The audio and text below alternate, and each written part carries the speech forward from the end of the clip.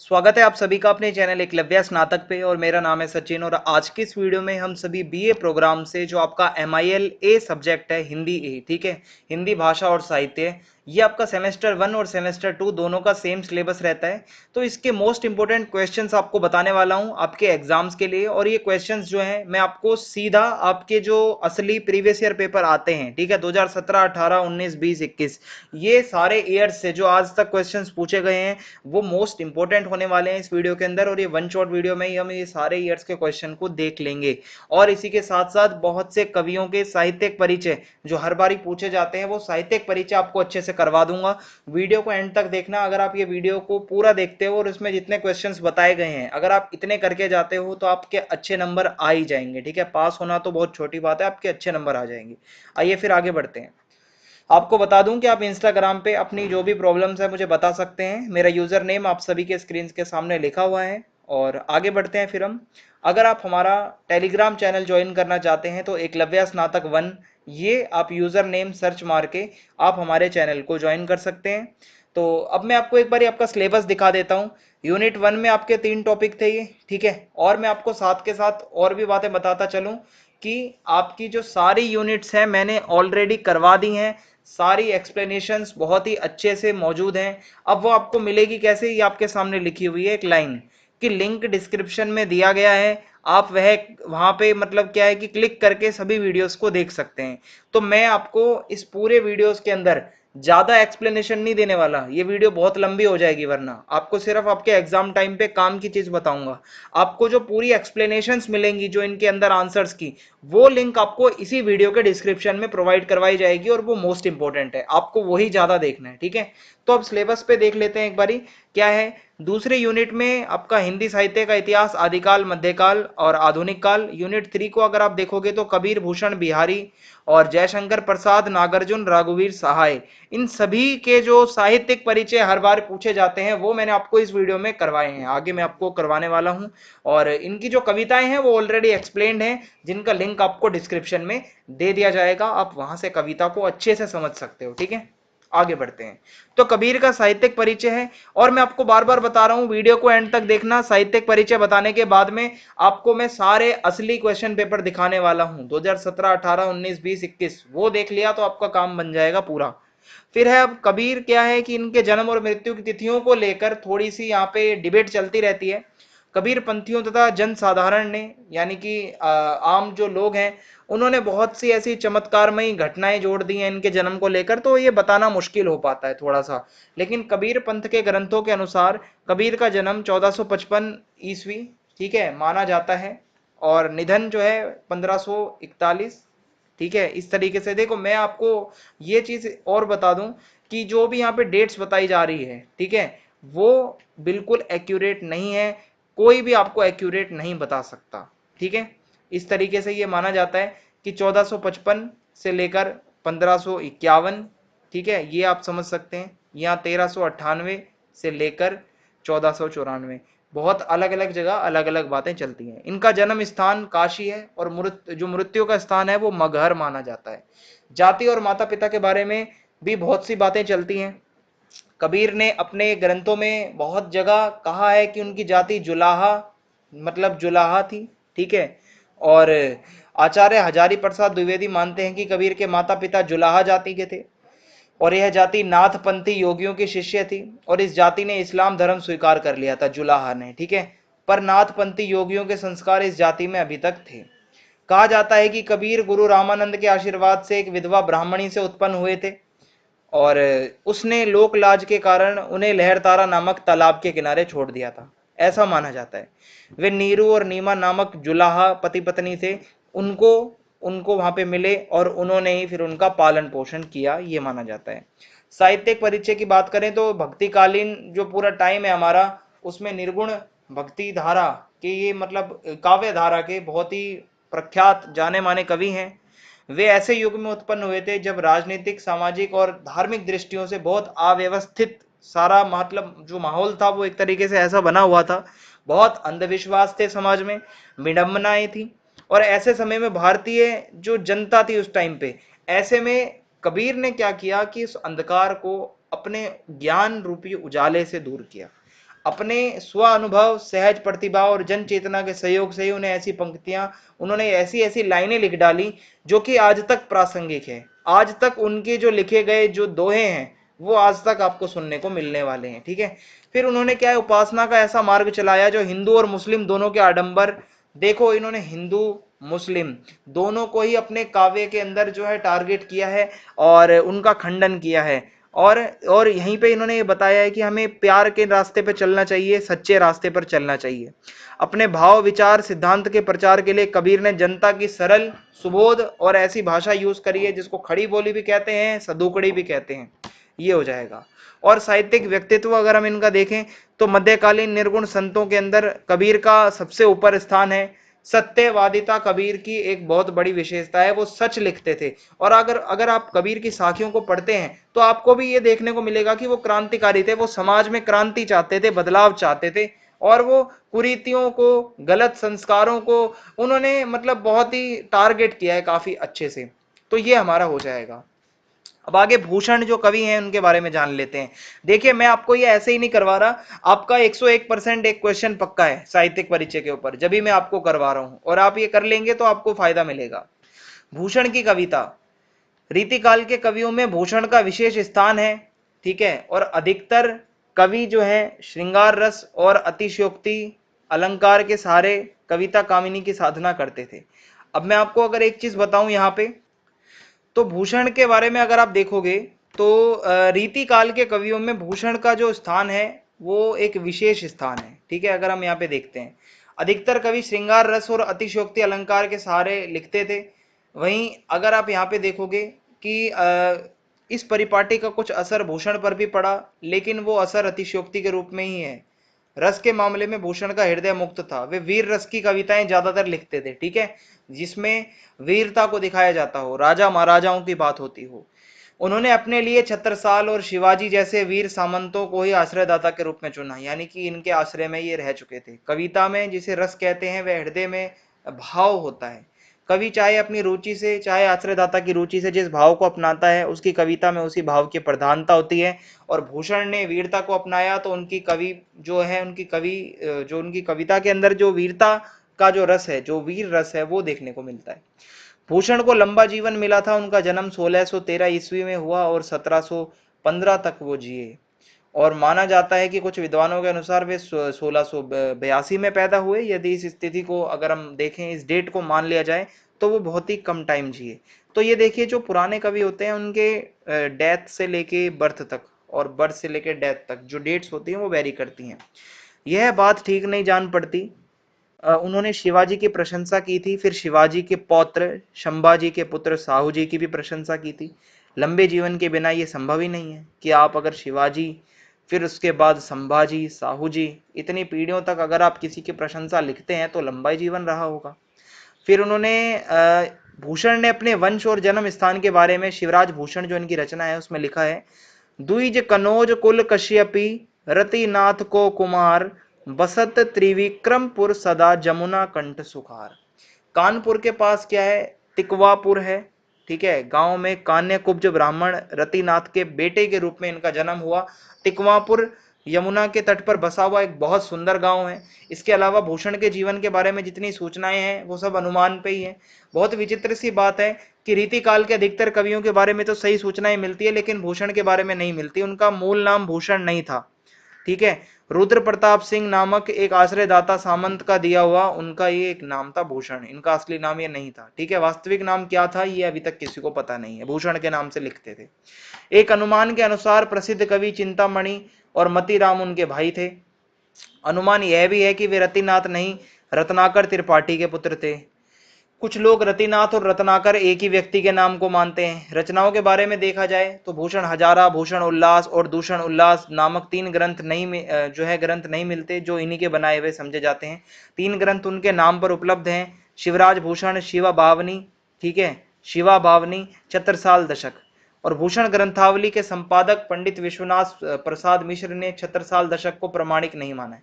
तो देखिए, कोई इनके रचनाओं को मानता है कि ये इन्होंने लिखी है, कोई कहता है इन्होंने नहीं लिखी, तो ये चलता रहता है। भूषण और राष्ट्रीयता, इसलिए राष्ट्रीयता का प्रश्न उत्तर मध्यकाल या रीतिकाल के कवियों में सिर्फ भूषण के प्रसंग में उठता है, अन्य किसी कवि के प्रसंग में नहीं। ज्यादातर जो राष्ट्रीयता के बारे में लिखा है, जो देश के बारे में, वो भूषण ने लिखा। अन्य कवि अपने आश्रयदाताओं की विकृत काम भावना को तृप्त या उत्तेजित करने के लिए कविता कामनी का श्रृंगार करते थे, जहां पे अपने आश्रयदाताओं को मनाने के लिए, मतलब या उनकी बढ़ाई करने के लिए कविताएं लिखी जाती थी। वहीं भूषण ने एक ऐसी वीरता के साथ कविताएं लिखी जो राष्ट्रीयता का प्रतीक थी। और इस पर भी यह समझना ठीक ना होगा कि केवल वीर रस के कारण भूषण में राष्ट्रीय भावना मिलती है, जबकि अन्य कवि राष्ट्रीयता से दूर थे। फिर उसके बाद है, भूषण ने मुक्तक शैली में काव्य रचना की। उन्होंने जो है अलंकारों का सुंदर प्रयोग किया। कविता और सवैया छंद का प्रमुख रूप से जो है उन्होंने प्रयोग किया। और भूषण बहुमुखी प्रतिभा के धनी थे, यानी कि बहुत टैलेंटेड थे, और कवि भी थे, साथ ही साथ आचार्य भी थे। भूषण ने अपने काव्य की रचना ब्रज भाषा में की, और वे पहले कवि हैं जिन्होंने ब्रज भाषा को वीर रस के लिए यूज किया है। अथवा अगर आप देखें कि जो ब्रज भाषा है वो ज्यादातर प्रेम की कविताओं में यूज होती है। और इसी के साथ अगर आप यहाँ पे देखेंगे कि दोहा, कवित्त, सवैया, ये इनके प्रमुख छंद हैं। भूषण का साहित्य में एक विशेष स्थान है। वीर रस के अद्वितीय वो कवि हैं, और रीतिकालीन कवियों में वे पहले कवि हैं जिन्होंने, ठीक है, यहाँ पे हाथ विलास और ये सब विलास की अपेक्षा राष्ट्रीय भावना को ज्यादा उन्होंने ध्यान दिया। कहने का मतलब ये है कि उन्होंने वीर रस को ज्यादा फोकस किया, वीर रस पे। फिर है जयशंकर प्रसाद। महाकवि जयशंकर प्रसाद का जन्म काशी के एक संपन्न वैश्य परिवार में हुआ। उनके पितामह शिवशरण साहू बड़े दयालु और दानी व्यक्ति थे। उनकी दानशीलता इतनी फेमस थी कि उनके दरवाजों से कोई व्यक्ति खाली हाथ नहीं जाता था। वे तंबाकू और सुरती के व्यापारी थे और सूंगनी साहू के नाम से भी जाने जाते थे। जयशंकर प्रसाद जी के पिता देवी प्रसाद भी व्यवहार कुशल और उदार व्यक्ति थे। और उस समय भारत के अन्य भागों में आने वाले कवि, भाट, बाजीगर, विद्वान आदि काशी नरेश के दरबार से लौटकर इनके यहाँ अवश्य आते थे। काशी में ही दो स्थानों पर गुणियों का आदर होता था, एक काशी नरेश के यहाँ और दूसरे सोंगनी साहू के यहाँ। यही कारण था कि काशी नरेश के अभिवादन में लोग जैसे महादेव कहा करते थे, वैसे ही सोंगनी साहू के प्रति सम्मान प्रकट करने के लिए महादेव कहकर अभिवादन करते थे, यानी कि काफी अच्छे घर से थे ये। बालक प्रसाद यानी कि बचपन में जयशंकर प्रसाद अपने भाई बहनों में सबसे छोटे थे। माता श्रीमती मुन्नी देवी का इस कारण इनके प्रति विशेष प्रेम था।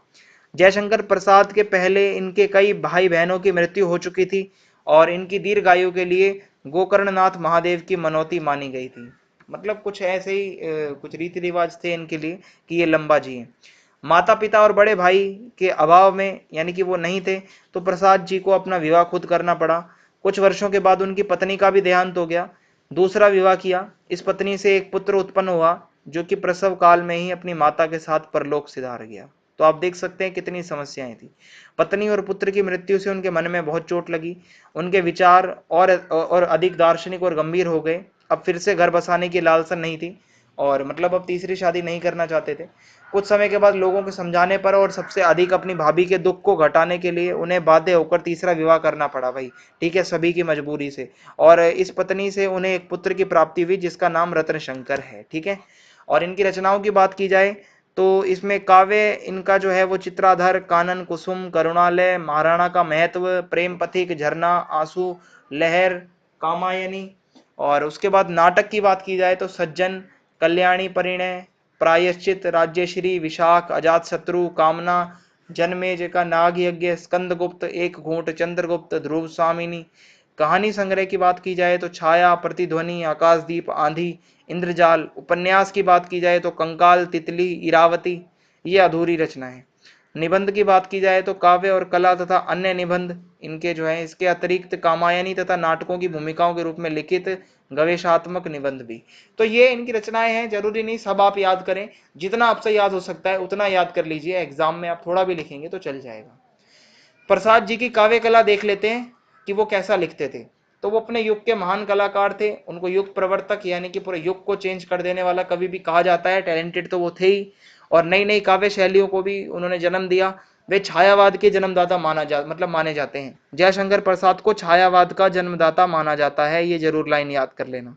छायावादी युग की सबसे बड़ी विशेषता प्रकृति सौंदर्य और नारी सौंदर्य की अभिव्यंजना रही, यानी कि इसकी विशेषताएं बताना, ये सब हो जाएगा। और इसके अलावा सौंदर्य वर्णनों में संयम और मर्यादा का पूर्ण रूप से जो है पालन करते हैं। जयशंकर प्रसाद जी, इनकी कविताओं में पूरा सही से लिखा होता है।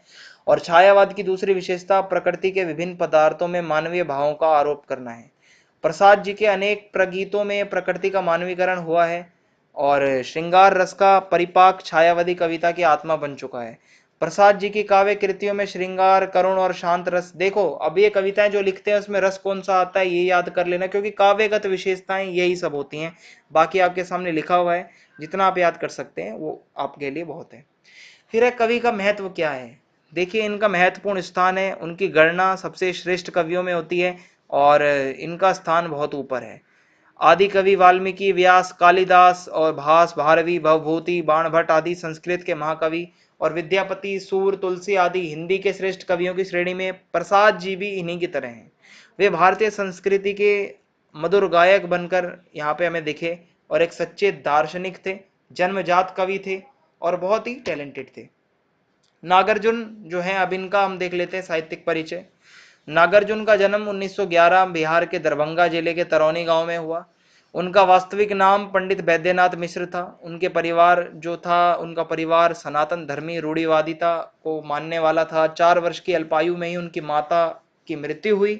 पिता पुरोहित थे और चाहते थे कि बेटा भी यही काम करे, इसलिए उन्हें संस्कृत के श्लोक जबरदस्ती रटवाए गए। परंतु बचपन से ही वे विद्रोही प्रकृति के थे, इस कार्य में उनको कोई इंटरेस्ट नहीं आ रहा था।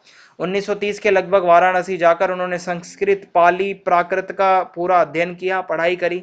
यहाँ रहते हुए अपने युग की हलचलों, कुरीतियों से उनका परिचय हुआ। फिर आर्य समाज के संपर्क में आए वो।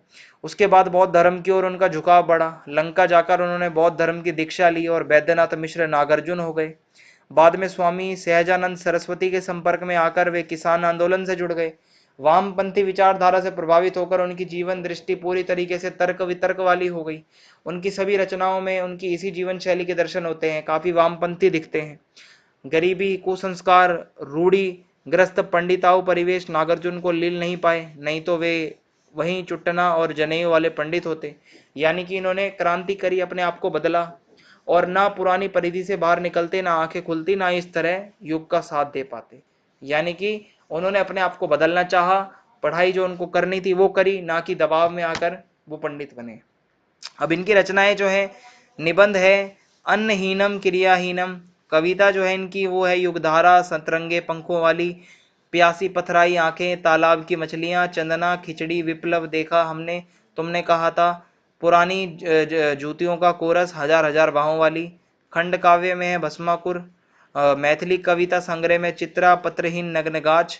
कहानी संग्रह में है आसमान में चंदा तैरे। उपन्यास की बात की जाए इनके तो रविनाथ की चाची, बाबा बटेसरनाथ, दुखमोचन, बलचनमा, वरुण के बेटे, नई पौध, कुंभीपाक, अभिनंदन, उग्रतारा, ई मिरितिया, ये इनकी रचनाएं हैं। इनकी साहित्यिक विशेषताएं की अगर हम विशेषताओं की बात करें तो नागार्जुन की कविताओं का फलक साम्राज्यवाद का विरोध, ठीक है, ये देखने को मिलेगा आपको। और इसके अलावा समाजवाद को इन्होंने सपोर्ट किया, ठीक है। और अगर आप यहाँ पे देखोगे कि जो मिडिल क्लास है उनके लिए आवाज उठाना, किसान मजदूरों के जीवन के लिए आवाज उठाना, ये इनके अंदर देखा जाता है। और बुजुर्ग नेताओं पर लिखा तो साथ ही साथ समाजवादी नेताओं पर भी लिखा। और नागार्जुन ने समाज को, मतलब अगर आप यहाँ पे देखोगे कि समाज के वैविध्यपूर्ण जीवन, प्रकृति के सौंदर्य, समाज के बदलते स्वरूप, सांप्रदायिक सद्भाव, राष्ट्रीय एकता, मानवाधिकारों की रक्षा, इन सभी से रिलेटेड बातें, ईमानदारी, इन पर लिखा। नागार्जुन की कविता बुनियादी चिंता जनतंत्र है, ठीक है। जनतंत्र के विकास में कौन सी ताकतें बाधक है, यानी कि जनतंत्र जो है हमारा लोकतंत्र है, ठीक है, उसके बारे में भी इन्होंने लिखा, कैसे मानवाधिकारों की रक्षा की जा सकती है। और बाबा नागार्जुन की कविता में सादगी है, सहजता है, आप आसानी से समझ सकते हैं, ठीक है। ये सब अगर आप याद कर लेते हैं तो ये आपके लिए बहुत होगा। और इसके अलावा इनके काव्य संसार को, यानी कि जो इन्होंने कविताएं लिखी उसका भी क्लासिफिकेशन हो रखा है। राजनीतिक कविताएं, प्राकृतिक कविताएं, सौंदर्य परक कविताएं, सामाजिक जीवन वाली कविताएं, व्यक्ति और चरित्र वाली कविताएं, संस्कृत कविताएं, इस तरीके से। फिर है रघुवीर सहाय, नई कविता के समर्थ कवि और स्वतंत्रोत्तर भारत के प्रखर हिंदी पत्रकार रघुवीर सहाय का जन्म 9 दिसंबर 1929 को उत्तर प्रदेश के लखनऊ में हुआ। मिडिल क्लास फैमिली से थे। इनके पिता हरदेव सहाय साहित्य शिक्षक थे और उन्होंने सादा जीवन उच्च विचार ये चीज को अपनाया। परिवार धार्मिक दृष्टि से आर्य समाजी था तथा राजनीतिक दृष्टि से कांग्रेसी था। बहुत समय इकलौता पुत्र रहने के लिए पिता के धार्मिक संस्कारों और सद्गुणों का इन पर गहरा प्रभाव पड़ा। 1955 में शादी हो गई इनकी विमलेश्वरी सहाय से, और जिनसे इन्हें अपनी संतानें हुई, मंजरी, हेमा, गौरी और बसंत। इनकी पढ़ाई लिखाई लखनऊ में हुई, वहीं से इन्होंने अंग्रेजी भाषा और साहित्य में एमए करा और एक तेजस्वी पत्रकार बने। और इनका जीवन नवजीवन लखनऊ से शुरू हुआ। 1951 ईस्वी में ये अज्ञे द्वारा संपादित प्रतीक मासिक के सहायक संपादक बनकर नई दिल्ली आ गए। इसके अलावा वाक नई दिल्ली और कल्पना हैदराबाद पत्रिकाओं के संपादन मंडल में रहे। इन्होंने आजीविका के लिए आकाशवाणी, दूरदर्शन और समाचार पत्र को माध्यम बनाया। ये कुछ दिनों तक दैनिक नवभारत टाइम्स में भी संवाददाता रहे। इन्होंने 1979 में 1982 तक, यहाँ से लेके यहाँ तक, समाचार साप्ताहिक दिनमान के प्रधान संपादक के रूप में काम किया। यहाँ से निवृत्त होकर यानी कि रिटायर होकर इन्होंने अपने अंतिम दिनों तक स्वतंत्र लेखन किया, अपने लिए लिखते रहे अपने हिसाब से। कुछ समय तक ये एशियाई थिएटर संस्थान न्यू दिल्ली से भी जुड़े रहे। 30 दिसंबर सन 1990 को 61 वर्ष की अवस्था में दिल्ली में ही इनका निधन हो गया। साहित्यिक परिचय जो है इनका देख लीजिए। इनकी जो रचनाएं हैं वो है काव्य संग्रह के अंदर सीढ़ियों पर धूप, आत्महत्या के विरुद्ध, हंसो हंसो जल्दी हंसो, लोग भूल गए, कुछ पते कुछ चिट्ठियां, एक समय था, और कहानी की बात करें तो रास्ता इधर से है, जो आदमी हम बना रहे हैं, ये सब आ जाता है। निबंध की बात करें तो दिल्ली मेरा प्रदेश, लिखने का कारण, उबे हुए सुखी, वे और नहीं होंगे जो मारे जाएंगे, ये सब इनकी रचनाएं हैं। और इस तरीके से रघुवीर साय की कविता स्वतंत्र भारत की राजनीति, सामाजिक चेतना को सामने लेकर आती है। और हिंदी कविता को राजनीतिक कविता की शक्ति संभावनाओं में उन्होंने ही ढाला और कविता के पुराने सांचे और ढांचे को तोड़कर एक नई जमीन तैयार करी। अखबारी भाषा तो ये जानते ही थे अच्छे से, तो इनकी कविता भी काफी अच्छी देखने को लगती है। और उनकी कविता राजनीतिक कविता तो है, पर उनमें किसी खास राजनीतिक विचारधारा का कुछ ऐसा आपको देखने को नहीं मिलेगा। वे ना तो किसी दल का समर्थन करते हैं, ना किसी का प्रचार करते हैं। वे केवल स्वतंत्रोत्तर भारत की भ्रष्ट राजनीतिक व्यवस्था को दिखाते हैं अपनी कविताओं के अंदर। ठीक है, ये हो जाएगा। और इनकी भाषा सहज है और काफी समाज से रिलेटेड ये ज्यादातर चीजें लिखते हैं। ठीक है, यही सब आप इसमें आसान भाषा में इसको करके बता सकते हैं। अब अगला क्वेश्चन हमारा यह भी आ सकता है कि संत धारा क्या होती है। तो देखिए, निर्गुण धारा की बहुत सी प्रवृत्तियां जो हैं वो आपको पढ़नी है। और अगर आप यहाँ पे देखोगे कि संतों की रचनाओं का उल्लेख ग्रंथ साहिब में है ज्यादातर। और नामदेव और त्रिलोचन बरकारी, ठीक है, महाराष्ट्र संत हैं, महाराष्ट्र के। जयदेव का कुछ निश्चय नहीं होता और रामानंद अब आलोच्य काल के बाहर गिने जाने लगे हैं। कबीर से पूर्ववर्ती इन संतों की बानियों में प्रवर्ती निगुनियों स्वर मानकर भी इनमें से किसी को प्रवर्तक मानने में जो हिचकिचाहट होती है, यह विचार का विषय है। यहाँ तो यह मान लेना चाहिए कि इन पर परिस्थिति जन्य केवल बाह्य साम्य है, अंतरंग साधनागत ऐक्य नहीं। अथवा यदि सप्रमाण सिद्ध हो जाए कि साधनागत भी ऐक्य है, वरकारी तथा निर्गुण दो साधन धाराएं नहीं है, तो फिर जो पूर्ववर्ती हो उसी को प्रवर्तक मान लिया जाना चाहिए। तो संत धारा के बारे में जो है, आप सबसे पहले अगर यहाँ देखेंगे तो आपको यहाँ पे समझ आएगा कि संत जो हुए उन्होंने समाज को सुधारने के लिए, जैसे संत के अंदर ही आप निर्गुण धारा देखते हैं तो इसमें कबीर आपको देखने को मिलते हैं, तो ये इसमें आ जाएगा। सूफी काव्य धारा, सूफी जो है राग मार्गी आयोपासक संत थे, आयोपासक संत थे। ठीक है, वैराग्य के मार्ग पर चलते थे। आर्य मार्गी अद्वैत चेतना का इस्लामी परिवेश में अंकुरित यह नवरूप था। इस्लाम में भी ये थोड़े से सुधार करने आए थे। नव अफलातूनी विचारधारा की अपेक्षा इस पर भारतीय साधना और विचारों का प्रभाव ज्यादा है। इस पर तांत्रिक जो प्रभाव है वो देखने को मिलता है आपको, जो फकीर होते हैं जैसे। फिर यह साधना जब भारत में पुनः आ गई, तब अनुरूप वन और प्रसार में संभावना के स्वर और भी तीव्र होते जाते हैं।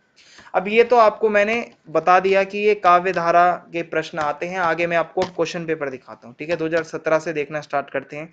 तो ये पहले व्याख्या करने के लिए पूछी जाती थी आपकी, 2017 का पेपर है ये आपका।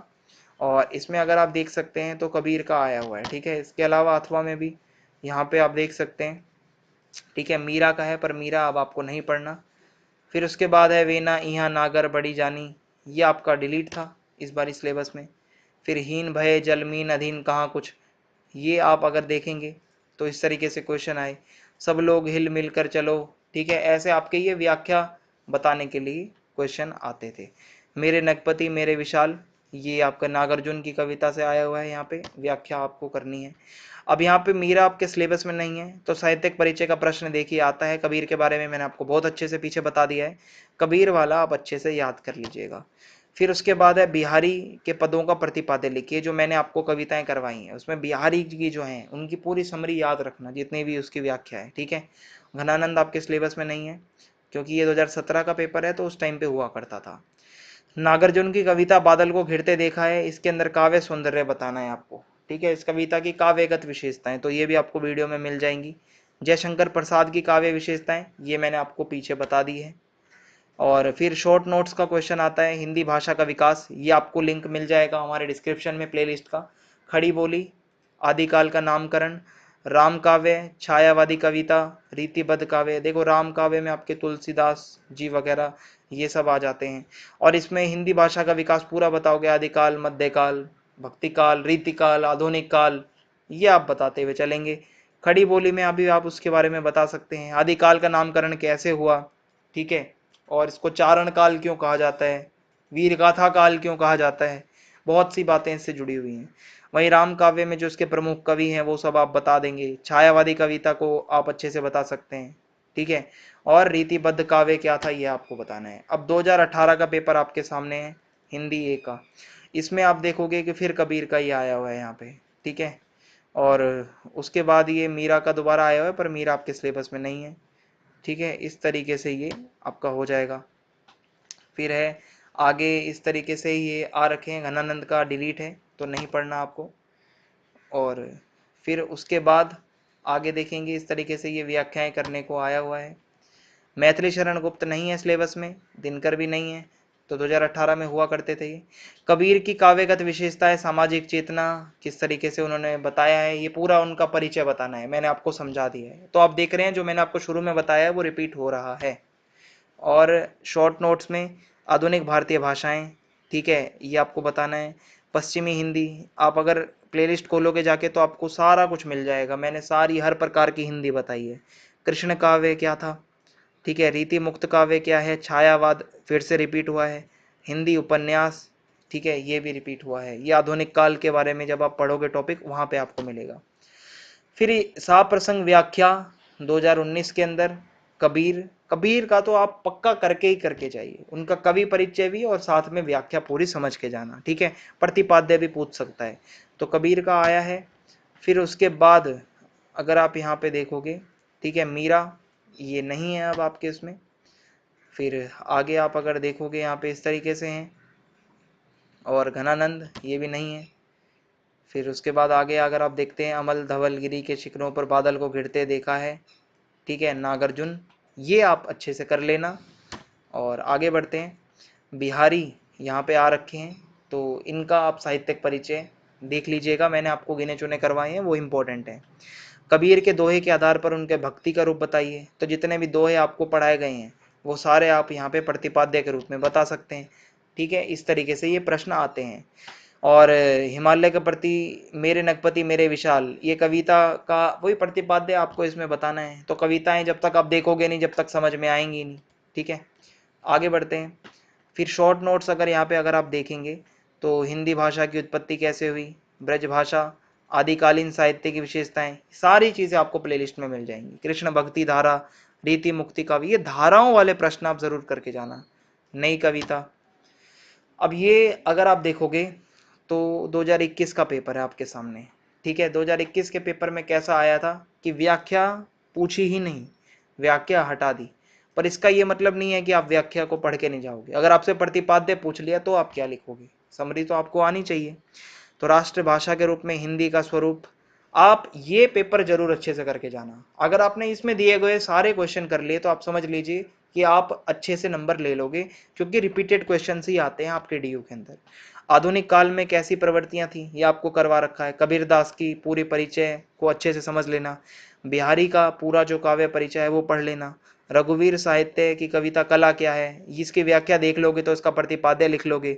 बादल को घिरते देखा है, इस कविता के बारे में आपको बताना है, तो ये आप बता सकते हो अगर आप अच्छे से कविताओं को देख लोगे। तो मैंने आपके सामने सारे डिस्कस कर दिए हैं, इसके बाहर कुछ भी नहीं आता। जो आपको बता दिया यही आपका सिलेबस के अंदर से पूछा जाता है, इतना ही आता है। और इसमें व्याख्या पे अभी डाउट बना हुआ है, 2021 में व्याख्या नहीं आई थी, पर आप प्रतिपाद्य के हिसाब से उसको याद रखिएगा। और बाकी सारे क्वेश्चन बता दिए हैं, और कोई अगर आपका डाउट हो तो आप इंस्टाग्राम पे आके मुझसे पूछ सकते हैं। और इसी के साथ ये वीडियो समाप्त होती है। जय हिंद, जय भारत।